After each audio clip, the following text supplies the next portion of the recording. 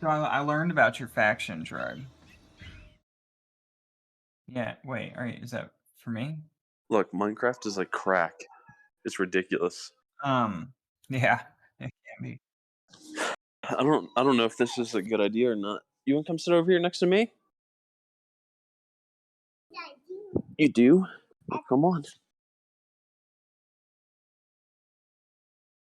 Okay, so Yeah? wait, okay, I said I remembered it, but then I forgot it. So you're doing great. You're just so you may want to recruit more dudes, or you can start heading north if you think you have enough of an army. Surprise egg.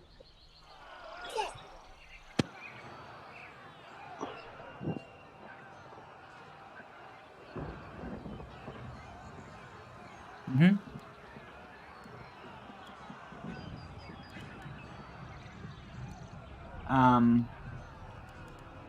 Click your army, and then at the bottom there's a flag icon. Alifana. Yeah.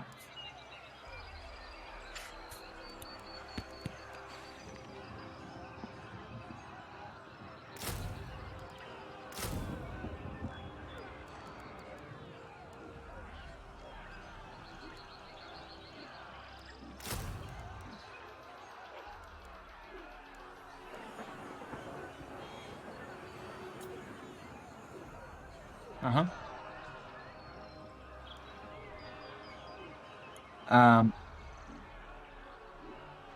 You said you're at 20 out of 20 now? Okay. Then you're good. And then you'll just end the turn. Shadow King. Uh-uh.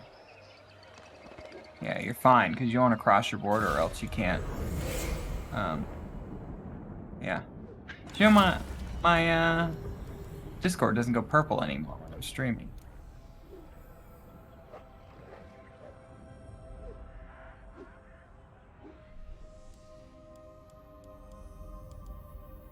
Oh, well, I'm not actually streaming. Usually it just happens when you have OBS open.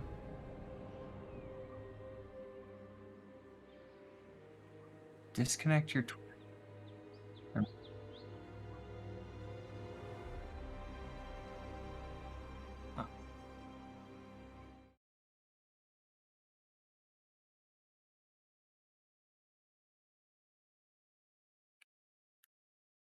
Hmm.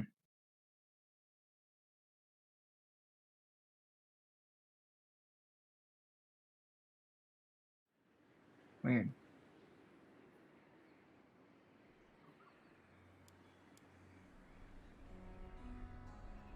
I am south.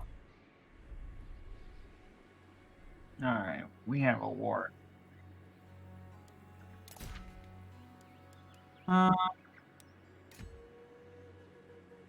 What does it say? On the trail. Oh, yeah, that's a thing. Okay, so I'll give you the lore in a second. I'm gonna pass my turn.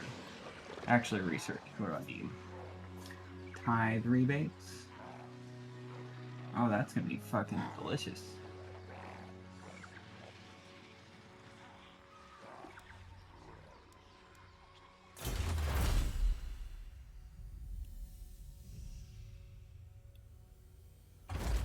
Okay, so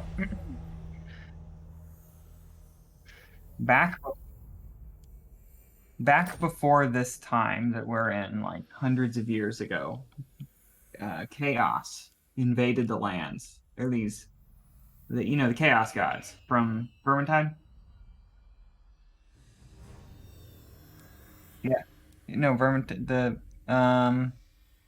Do you know the barbarians that come running at you and the monsters with tentacles and there's in Vermintide, not the rats, right? Not the beast men, but the guys with axes come running at you, big boys. Yeah. Okay, they are disciples of chaos. They're like people tainted by chaos. But like there's four gods. There's the god of wrath, the god of change, the god of like pleasure and pain, and the god of plague. And so, anyways, they all throw demons into the world and try and end the world. Well, last time this happened, there the only way they were beaten was the king of the High Elves pulled the Sword of Cain from the Shrine of Cain, and it's a cursed sword, and it slowly like turns you into this just bloodthirsty like avatar of destruction. And only with the sword was he able to like fight back chaos. Since then, it's been stuck back in the stone. But anyone who's a high elf can pull the sword and then use it on their like general. And what it does is, for a little while, it doesn't cause too many negatives. But the more battles you win, the stronger it gets. But also, the more negatives you get. So like every one of your colonies starts having public order issues. It's like when you have rebellions in Crusader Kings. Like they hate the fact that you have the sword because it's like a corrupt thing and everyone fears it. So you can go and pull that sword and you get something like plus 500 damage on your guy eventually, but it will slowly make all your cities hate you. So you have to offset it with stuff. So super strong, makes your person almost invincible, and like everyone near you fears you and stuff like that. But there's big downsides. I think you also have special quests at the top, like you're supposed to assassinate certain leaders. Maybe their faces are at the top. I think that's your special thing as your faction.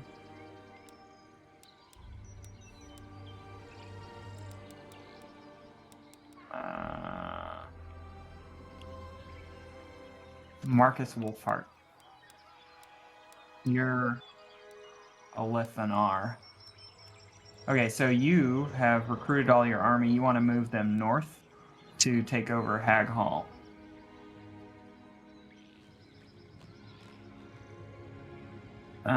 So I think they're in regular stance. Is there going to be corruption over there? No. Yeah, so if you like hold right click and move it over Hag Hall, does it show the path that you're going to take? Okay, so you can kind of walk towards that path and you can like move along it just a little bit at a time, and then you'll eventually see like, is there someone in front of you? Do you want to engage them? Stuff like that. If you like go full ball sack straight at their city, your character may move as far as possible, and then you'll find out, oh shit, I didn't want to fight that. Okay, so Hag Hall is undefended, so you could move towards it. And if you want, you can stream on Discord. Actually, what's the delay on Twitch? Is it fast enough nowadays? Dash the rocks with traitor's blood. Okay. We're gonna see. Wave your hand.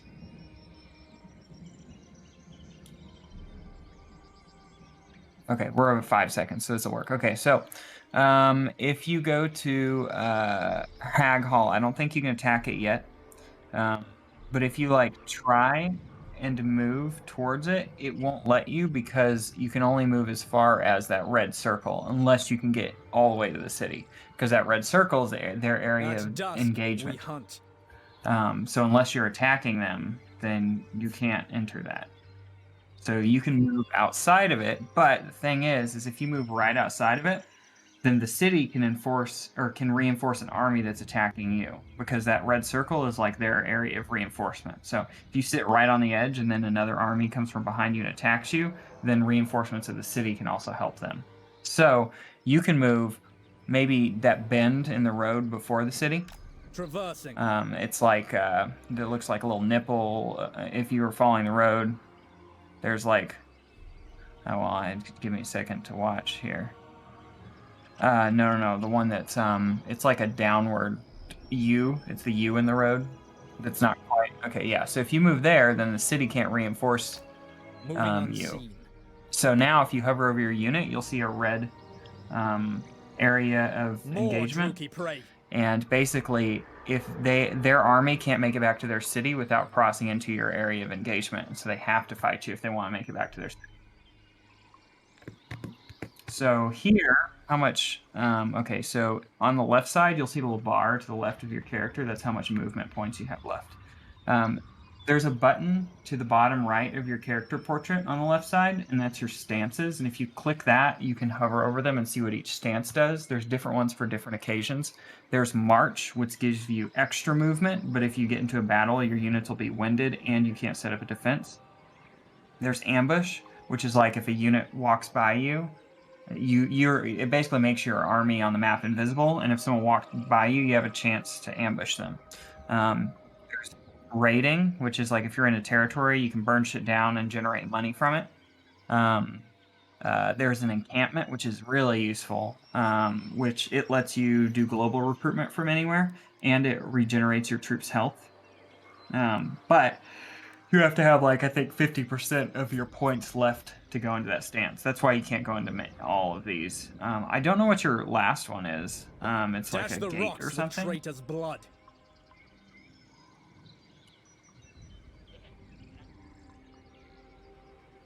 Okay.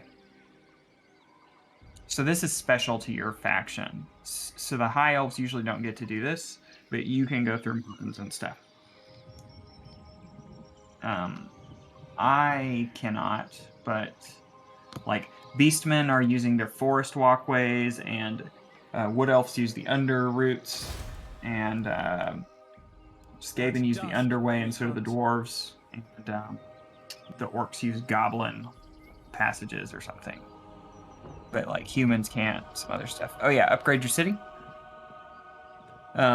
So the thing here is that like you have a certain amount of population surplus, and that's what's used to upgrade your main settlement. And it's the same thing that's used on your capital in that region. The reason that I would say go for the upgrade on the smaller place rather than saving it for another turn is because if you upgrade the smaller place, you can build a building that gives you extra growth per turn, so it just accelerates you faster. The hamlet, yeah, so just upgrade that. I like an encyclopedia for this game.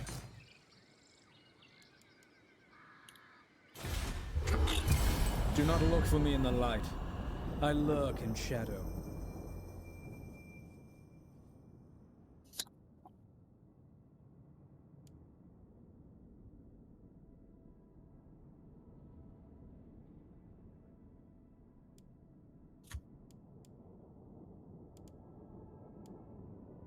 Because you ended the turn. He wants to know if you want a trade agreement. So you get 62 gold per turn. I think the left one is how much income you get per turn. Because, and then they are demanding 100 gold from you right now. So within 2 turns, it's like Bitcoin mining, you know? Buying your graphics. That's just one of their exports that they produce. Elves, in general, can make elven trinkets.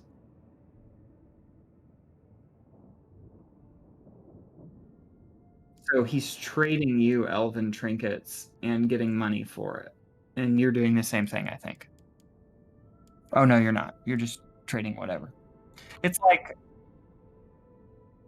for every resource that you have, you can earn more in trade agreements. So they make elven trinkets and export them, so that helps them get their money. You can like build buildings in certain cities, and you get special stuff. Like if you hover over a city, actually, I think you just see it by looking at a city. There'll be a little resource icon to the right of the city sometimes. So like for yeah, it's gold bar. Gold is probably one of the most profitable ones. Okay, so he's gonna. Okay, I lied to you. He had to literally walk around your zone of control. So oops, he snuck past.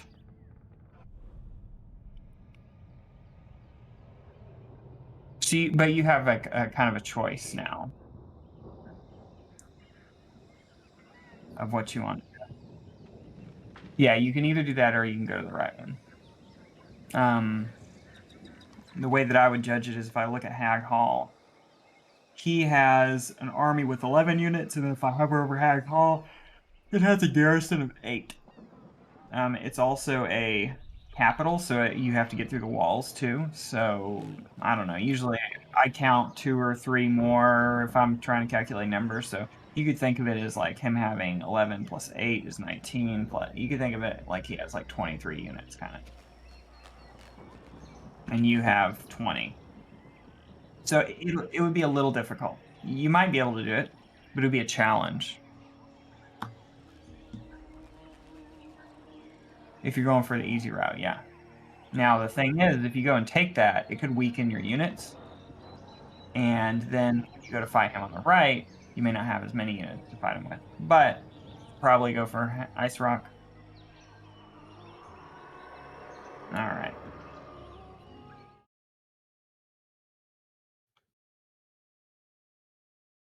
Let's see what I'm going to do here. I'm just going to move a little further south.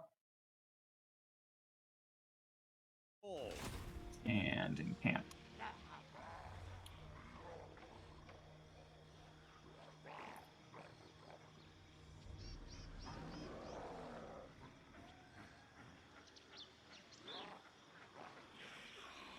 Okay. What does this do?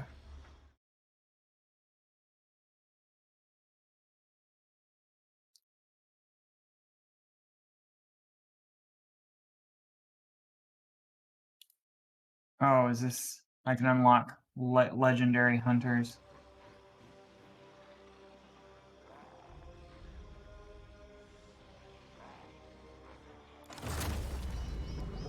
Okay. I'm just over here supposed to be at war with everyone, apparently, is what my faction does.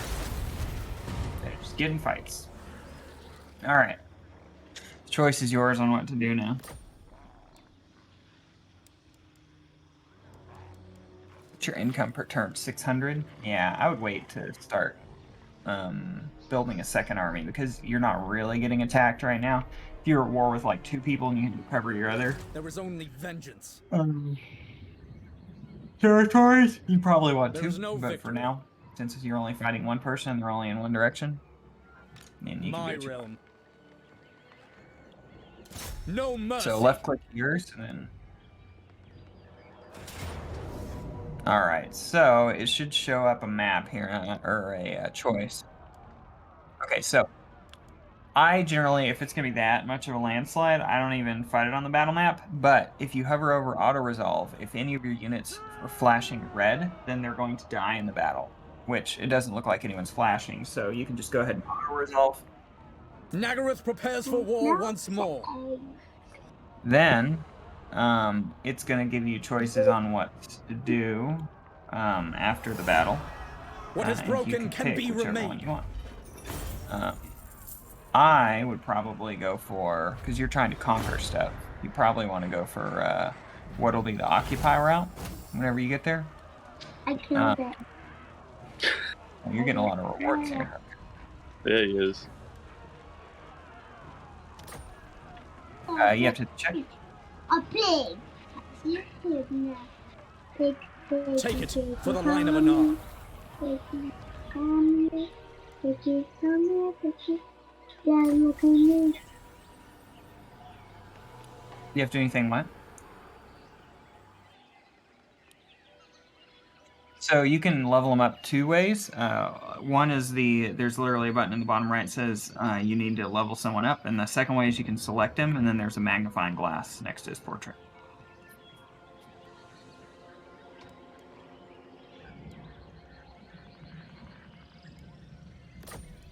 Right.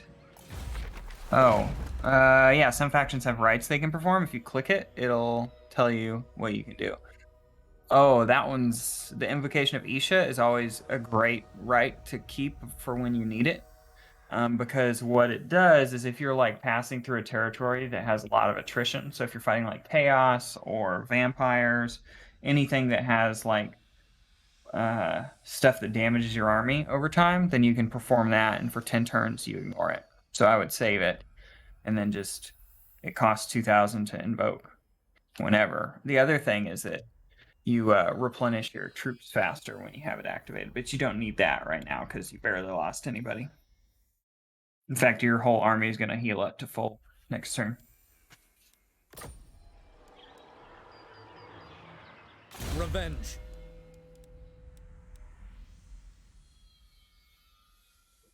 Yeah.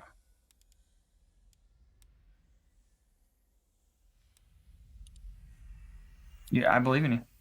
Which one feels good to you? Like, you may also want to look at like what unlocks later on down the line. If you notice it's It took me a while to figure this out. It's separated into 3 categories: yellow skills, red skills, and blue skills. Red or yellow skills influence the stats on the top section character statistics. They make your hero better and make your hero able to do things that are focused on themselves. So like casting spells to damage units, being more beefy, casting some kind of augment that makes him more tanky for a second, stuff like that. The red skills are your battle effects, so things that influence your army's performance on the battlefield, like improving their morale or hitting a skill that makes your siege weapons more accurate, stuff like that. And then the blue skills is stuff that affects your campaign, so improving income in certain regions,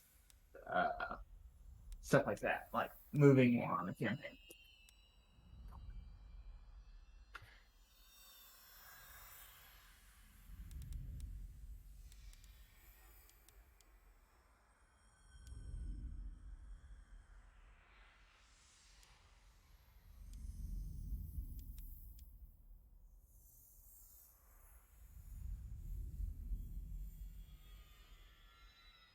What does it do? Oh, range plus 3%, armor piercing damage plus 20%. Now keep in mind that's only for him. Yeah. So it depends on what kind of like what do you want your hero to be good at? There's times where I've wanted my hero to be really good at leading his army because the army is really strong. There's other times where my army is relatively weak, and so I invested in my hero to be like this big tank that holds the line against their army while the rest of my army fights him.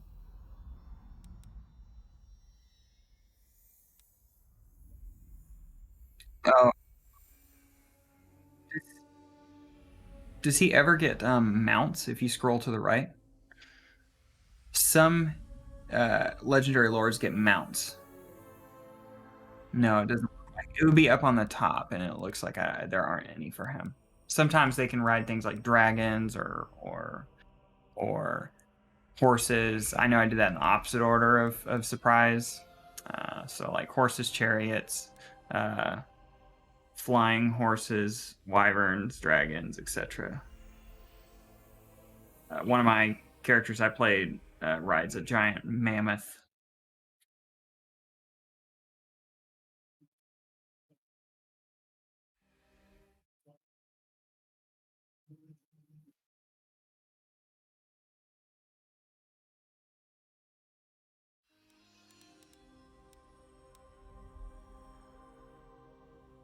So do you have any problems that you're trying to solve right now? Okay. So the bottom one, so usually I think of about in this order. Do I have any campaign problems? And that's things like, am I running out of money? Uh, is my public order an issue? Um, do I need to reduce my unit's upkeep? Stuff like that. That's when I start to dip into the blue skills. Otherwise, I may be like, well, is my army not fighting as good as it can? Then I go into the red skills. Or if I'm like, do I just want my character to be a badass? Then I go for the top skills. So if you're not feeling any problems and you don't feel like your army is draining too much money, you could go for the middle one. Sometimes I'll just like try and rush to the like upkeep reduction skills in the bottom so that way I can like just get as much money as possible. But other times, so when he recruits people, they're already rank 2. But you can also get buildings that do that too.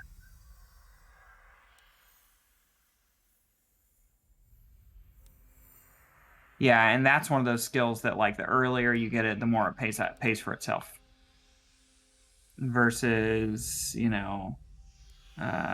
if you get the um, reduced upkeep, then that'll take into effect whenever. But you can't like go back and re-recruit all your guys.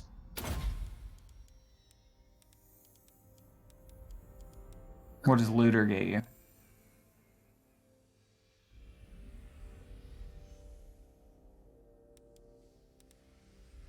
Well, looting from settlements is only if you choose the loot option after a battle. if you haven't clicked the check mark at the bottom of the screen, you can click the reset button at the top right. I don't know how much lag I have on your stream or not, but are you still on the screen without clicking the check mark? Okay, so you can click the top right button and it'll unassign it, and then you have a skill point to use again.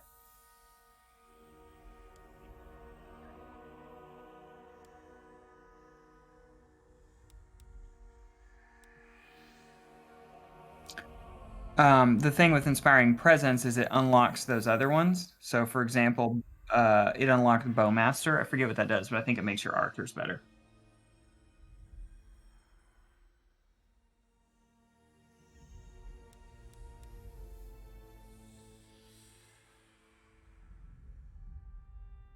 Mm-hmm.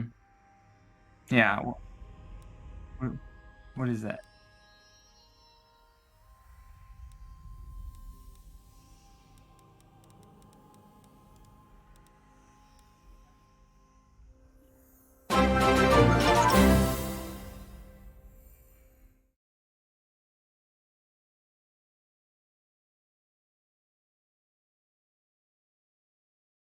No. Okay.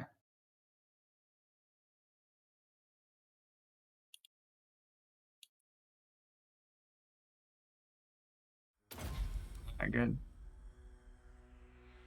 All right.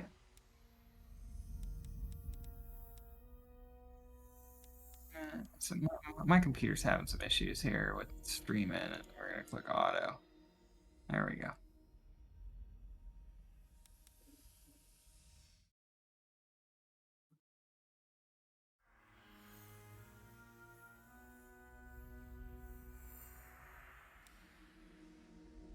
Mm-hmm.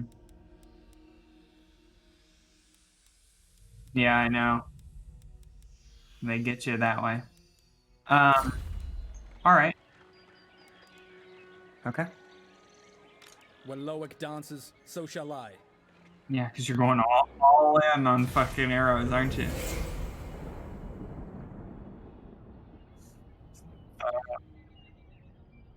Until someone builds cavalry. You summon the Shadow King. Do you serve with the warriors of Nagaroth?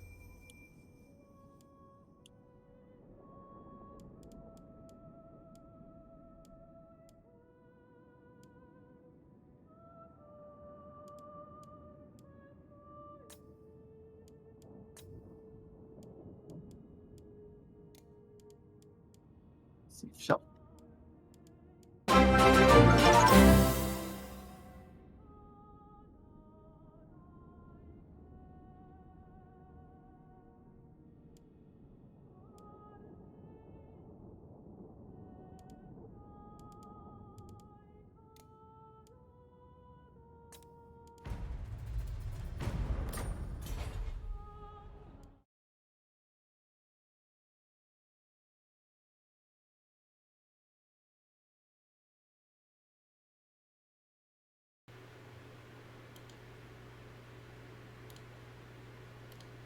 Hello? Hello? I just realized the benefit of me streaming is I can actually use my speakers. So if you hear echo, let me know. I have not. Or I cannot. I did earlier, but I think it was meat. Yeah. It wasn't me, it was me. Okay. So Josh, welcome. Thank you for the birthday sub.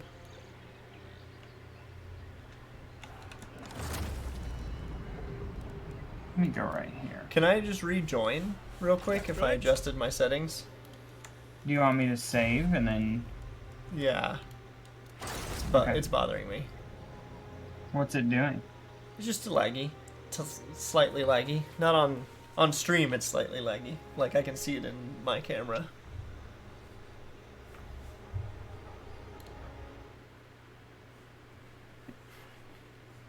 Josh, you're the current hype train conductor. Okay, I've saved it.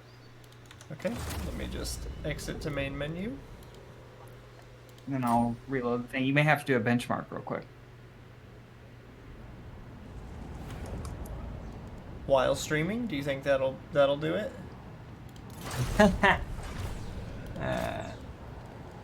No. And then I'll. You should be able to join me through Steam when you're ready. I'm just gonna say how to show. Why did this get larger?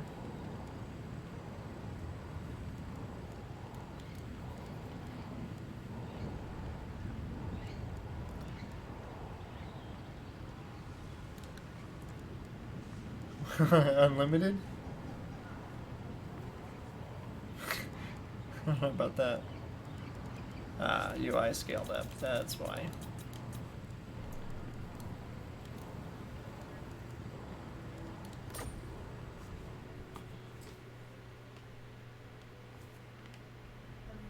Look at that, so perfect.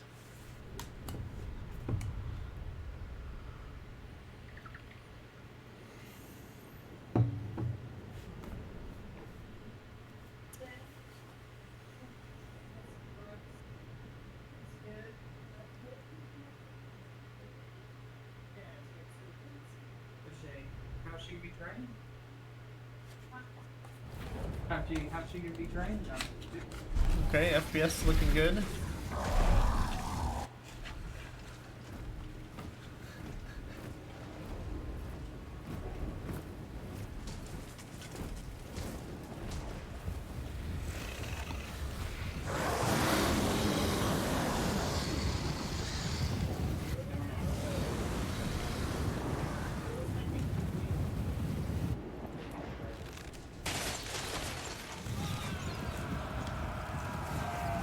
Oh, those arrows lagging me, dude.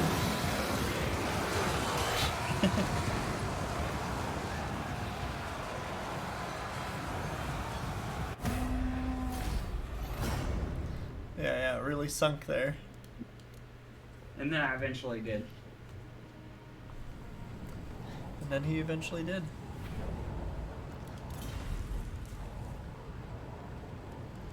So let's see, what do you think? Texture quality? Make it high, you know?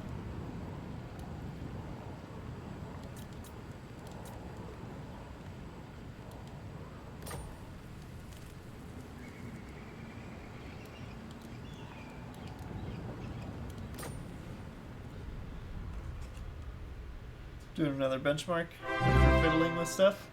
Welcome Deviled 68. Great choice. Did you figure it out? Yeah, I lowered texture quality and I'm running another benchmark. They use this game for benchmarking graphics, so. It makes sense, to be honest.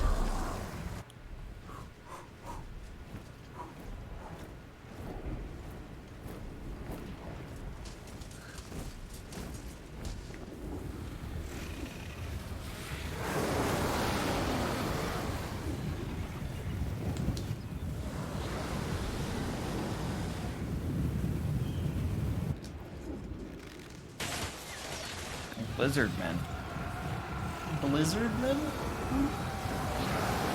Oh no, I'm still lagging. You know, it's CPU, isn't it? It's GPU. I can see it on. It's basically OBS is consuming roughly 30% of my GPU, which sounds crazy, but I guess I am streaming in 2K instead of 1080. Right. Shadow detail? Oh, let's just have that medium. Let's see here. Most bang for buck FPS. Total War 2. Yeah. Oh, Warhammer Total War 2 Performance Guide. Graphics optimization. All right. So like if you're streaming, buy another computer. Idiot. I've tried that before, and you're right, and I forgot how to do it, so. Okay, so anti-aliasing is one of the biggest things. Okay, I'll go adjust that then. Because yeah, shadows ain't doing it. I mean, numbers are slightly higher, but they're not spectacular, you know. Resolution scale is number 2. Using DirectX 12 is a big one. Should I use it? Screen space reflections can be a big one. And SSAO.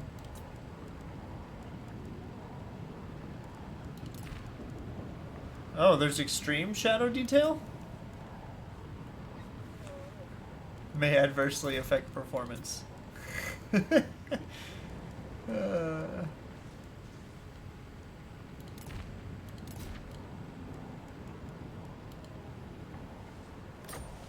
Oh, I have my UI scale set to 150. I don't know what yours is at. 100. Oh no, it's 100. I changed it, I guess. I gotta restart. This is fun. What? Haven't- What? Running into a game that still taxes you? Yeah.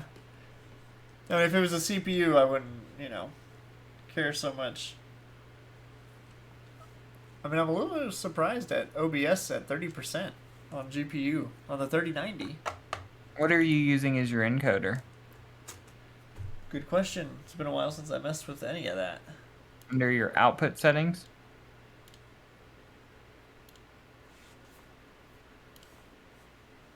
Oh, unit detail is one of the lowest things that affects stuff. So. Hardware NVENC. Oh yeah, change that. If Oh. it's your GPU that's taking the hit, change it to CPU, which should be. Well, CPU was running at roughly 50% when we were playing the game. Yeah, so you got 50% more to go. Yeah, you think so? So if you change your output from NVNC to software, that it'll actually it improves the visuals of your stream, I think, unless NVNC has gotten a lot better. I've heard Okay. it's a little better. Be right back. Because NVNC is on the graphics card.